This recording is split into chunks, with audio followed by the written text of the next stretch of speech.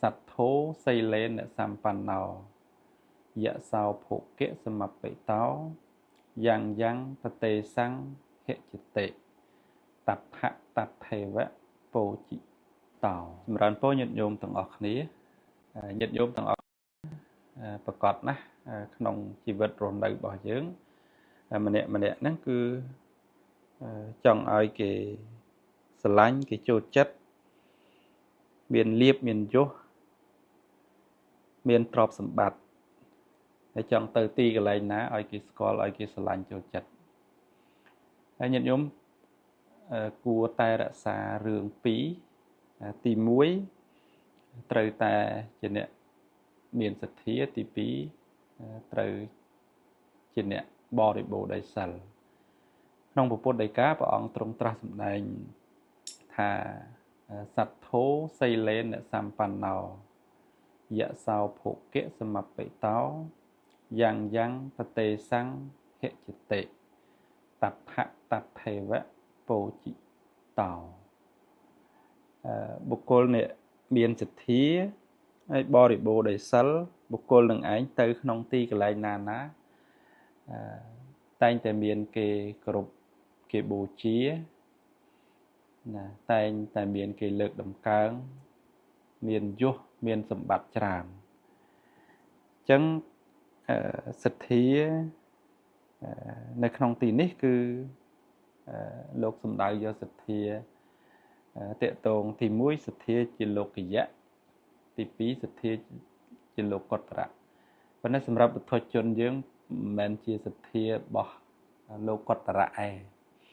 ទីលោកុត្តរៈហ្នឹងចាប់ពីបុគ្គលដែលបានសម្រេចសោតាទៅសទ្ធាហ្នឹងរឹងមាំហើយបើសទ្ធាជាលោកយៈដូច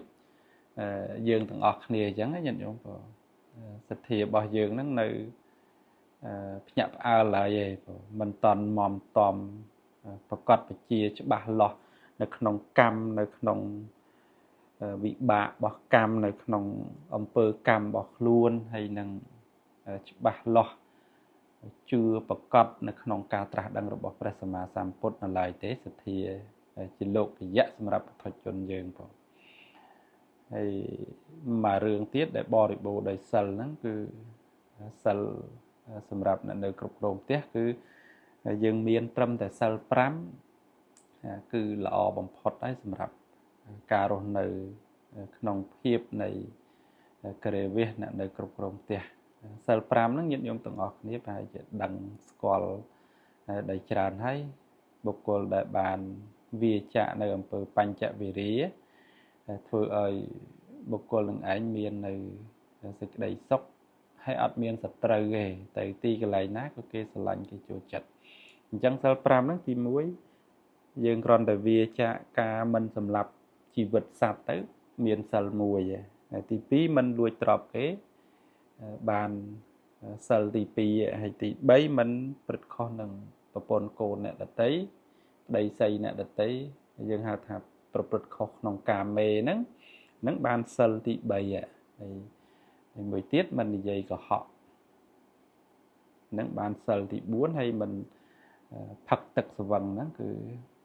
សិលទី5អញ្ចឹងអ្នកដែល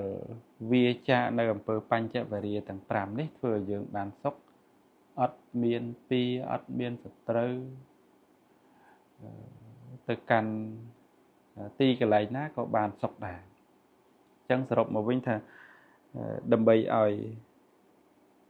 ជាអ្នកមានសេចក្តីសុខមានភោគៈសម្បត្តិមានយសហើយទៅកន្លែងណាក៏គេស្រឡាញ់គេចូលចិត្តអញ្ចឹងរក្សាធម៌2ហ្នឹងទៅញាតិញោមទី1គឺជាអ្នកមានសទ្ធាទី2ជាអ្នកបរិបូរណ៍ដោយសិលសទ្ធាមុតមមខ្លាំងលើសពីសិល5យើងហៅថានិច្ចសិលប្រចាំជីវិតរបស់យើងនឹងទៅទៀតទៅគឺយើងអាចរក្សាឧបោសថសិលអីចឹងទៅមួយយប់មួយថ្ងៃអីចឹងណាញាតិញោមណាអញ្ចឹងមានសទ្ធាឲ្យបរិបូរណ៍ដោយសិលហ្នឹងបុគ្គលនឹងឯងទៅក្នុងទីកន្លែងណាក៏គេស្រឡាញ់ក៏គេចូលចិត្តគេគោរពបូជាហើយអត់មានបុគ្គលណាស្អប់អេញាតិញោម ចឹងធម៌ទាំងពីរនេះយើងទាំងអស់គ្នាគួរតែរក្សាឲ្យមាននៅក្នុងជីវិតផ្លូវចិត្តរបស់យើងអញ្ចឹងទើបធ្វើឲ្យយើងនឹងបានសុខទៅក្នុងទីណាក៏គេស្រឡាញ់គេចូលចិត្តគេបូជាអញ្ចឹងណាញាតិញោមបងអញ្ចឹងអនុមោទនាបង